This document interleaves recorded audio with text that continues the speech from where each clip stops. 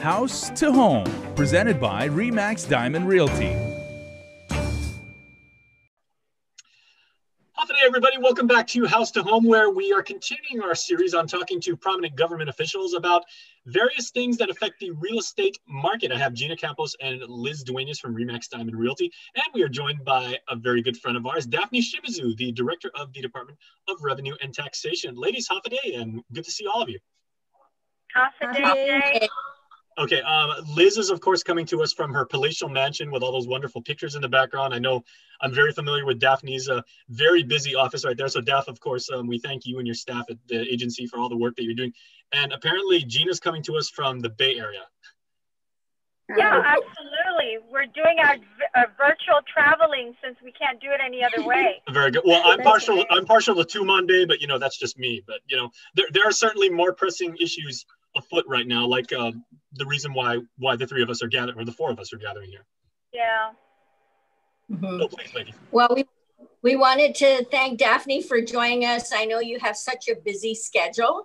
And through the process of meeting with other government officials, of course, we felt that it was very important to have you online to kind of brief us and the community about what's happening up at Rev Tax. And I know the processes have changed somewhat, and due to our current situation, we'd like to see what is available for the community to use in terms of online processing, making our lives so much easier, since trying to go up there is more of a chore with the long lines and everything. So why don't you give us a brief update on what's going on with Rev Tax?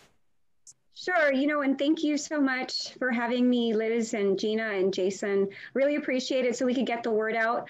Of course, at Rev Tax, we've been working to try to identify as many of the things that we do that we can continue to provide, as services to our community, even during the time when we are actually not able to do face-to-face services because we're in PCOR 1.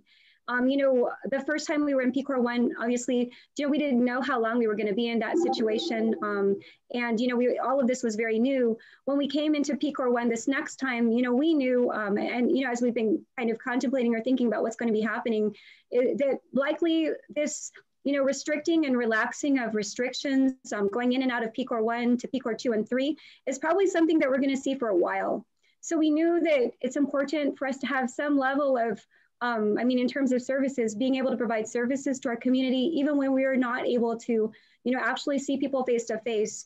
As much as possible, we encourage people to do things online already. If you go to our website, you can find, in our the help section, there's actually a section there that will tell you what types of taxes you could pay online, or actually what things you could pay online, because you could already pay for your real property taxes, you can pay for your income taxes, anything related to collections.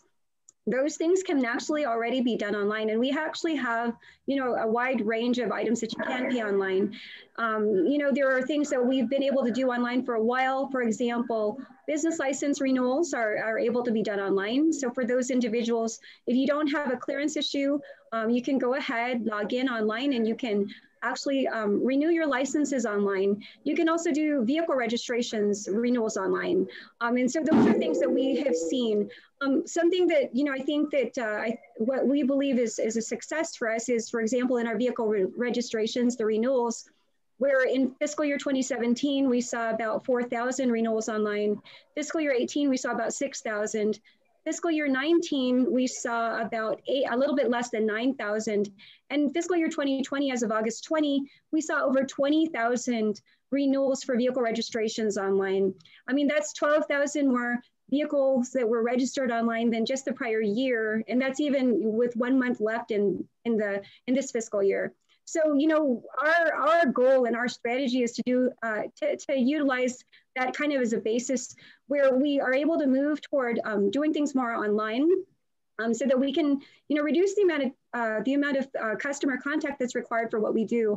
Now, there is a pathway to it. There is, of course, procurement issues that we have to address as we work toward, getting to that area where we're able to do things online. But in the meantime, because we wanted to be able to provide options for our people, there are things that are now available to be done by mail, not online yet, but by mail. So for example, you know, one big question was about disabled placards. You know, can we get our disabled placards, you know, through another mechanism? So we're going to be announcing, actually this is going to be announced today, that we're going to be able to receive disabled placards through the mail, the disabled placard applications through the mail, so that we can mail them out to, you know, the individuals who have disabled placards or are in need of them. You know, probably mid-August, we actually, for the first time ever, we began to receive renewals for driver's licenses, non-real ID compliant, through the mail. We expanded that so that now you can not only do a renewal of a driver's license by mail, but also a replacement, a conversion. Miss Daphne, those are all really critical issues, but I think we also wanted to take a little bit of time to address maybe things that are related to real estate where our industry is impacted. For instance, people that are applying for brand new licenses, brand new rental licenses, for instance. Right now, we have to first make an appointment to go there. So, you know, you kind of have to line up because the line is long to get in there, but you have to make an appointment to get in there in order to clear some of the application, you know, so in order to get your business license, you got to clear the collections, GRT, income tax, right? And that's not online. May I ask if that's part of your, you know, of what you're looking towards automating so that we can do those clearances online? Well, absolutely. And you know what, I'm so happy that you asked that question, Gina. And thank you, because I could talk about all of our services like all day long. But with regards to business licenses, and most especially, of course, we wanted to address the issue so that we noticed that our business community was having, we actually, even though we had seen, of course, you know, news about perhaps businesses closing, we actually got a lot of requests for new business licenses. So, you know, like in Labor Day, I was actually meeting with my team to discuss with them how we might be able to issue new business licenses, even during the time when we're in peak or one, when we're not able to do customer facing services. So we actually launched in this past, I think last week, we launched a new form, a new business license for application form. It's form BL01. And we're accepting that by Dropbox and by mail. Last Friday, I checked with my team. We had actually received several new business license applications. We've been working also with our team. And just to share with you, back last year in October 2019, what we did at the Business License Permit Center, it's formerly known as One Stop, was we made it so that for individuals who had to get a tax clearance, but were going to apply for a business license, you could just go strictly, you could actually clear there. So prior to October 2019, if you went to apply for a business license and you were at the One Stop or the Business License Permit Center, if you had a tax clearance issue, you would actually still have to come to Barrigada. We made it so that we have an individual there in collections who can clear collections, EPT, income tax, and then we also have a real property tax person who can clear real property as well. So we made it so that that way for those businesses, you know, or those individuals who are trying to get a license, if you needed a clearance, then you could go to one place. But, you know, we've also worked, of course, we've had to work to make sure we refine that process. And in our release that we're going to issue today, our volume 8, it'll indicate that really for all clearances, for all tax clearances, we have a single person or a single group, I guess, that's going to be able to assist with that. You can communicate with them. And we've actually been working as much as possible electronically and over the phone to help people to do tax clearances. And I know this because, and especially in the last few weeks where we've been working to issue new business licenses through this new process, we've been assisting people, and you know, I've gotten communications on that. So, you know, we're definitely working to address those. So Daphne, are you saying, so Daphne, are you saying we will be able to apply for the business license, a new one, online, and perhaps even get GRT, income tax, and collection clearances online? Or are you saying that the form is online and we have to download it and then send it in by mail or Dropbox? Right now it's a manual process, Gina. So right now, and of course that's something we're working on. we believe that, ultimately to have it be able to be done online, that's our goal. But at this point, because, we don't have that option available, and we don't want to, cause an impediment or, an obstacle to our people as they work to try to get these business licenses, again, because we believe that this is critical as we work toward, contributing to the recovery of our economy, right? To allow people to get business licenses. And so, we wanted, to provide an option.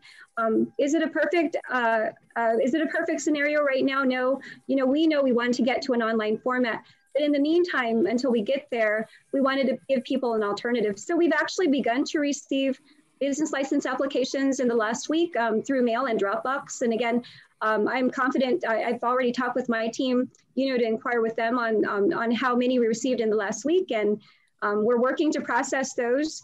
We're working very closely with the business license permit center agencies, which are DPW, Guam Fire Department, Public Health, in addition to, of course, our groups, the collections group, and then our real property tax group, so that we have, we're communicating with them, making sure that, as much as possible, we're service-oriented as possible. Right now, the business license permit center is operating by appointment only, but I was talking with my team because, of course, if I come in as a licensee or a potential licensee and say I have an appointment with land management, but I need to go and see GFD, or I need to go and see, DRT for something, will I have to leave and come back for an appointment? And so, of course, we're trying to work those out because we want to make sure, if it's possible for you to be seen at that time because we don't have other people, then, we want to give those options to individuals who are already there rather than having to turn them away,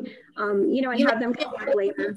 You mentioned one stop. So is that available? So, and I'm glad you have someone to do the tax clearances there. So if I'm not even sure, is one stop open now so that people could go through that process to expedite the paperwork? Because, we handle a lot of the property management for people. So it's really critical that we, and especially when we're dealing with the military rentals, those are critical that we get the licenses ASAP. Otherwise, we're dead in the water. The military will not process any rentals without a business license. So if one stop is available to help expedite the process, I mean, that's wonderful. And Daph, I would like to give you the final word as we're running out of time. So you got about 60 seconds. Absolutely. So, I want to thank you all again for getting the word out. And yes, we're here to make sure, of course, we serve our people. We recognize the importance of making sure that we especially address the issues of our economy. And in line with that, address the issues of, especially those individuals who are trying to get business licenses, new ones. So, if you are needing a new business license, we have the form BL01. It's online. It's a PDF form. You will have to fill it out, drop it in our Dropbox, or, mail it to us. But we will work to make sure that we process those and we get people's business licenses out to them. It's our desire to make sure that we continue to serve our people. And we thank KUAM and we thank you, Liz and Gina, for having me on. All right. Well, thank you so much. And ladies, we are out of time, but I appreciate the knowledge and the company as always. So Liz from East Agania, please be safe. Daphne from her cushy office in Barragata Heights. And Gina, I left my heart. Thank you so much. In San Francisco. You're just messy. And on that note, we will end. Sorry. Thank you, everybody. Bye-bye. Bye.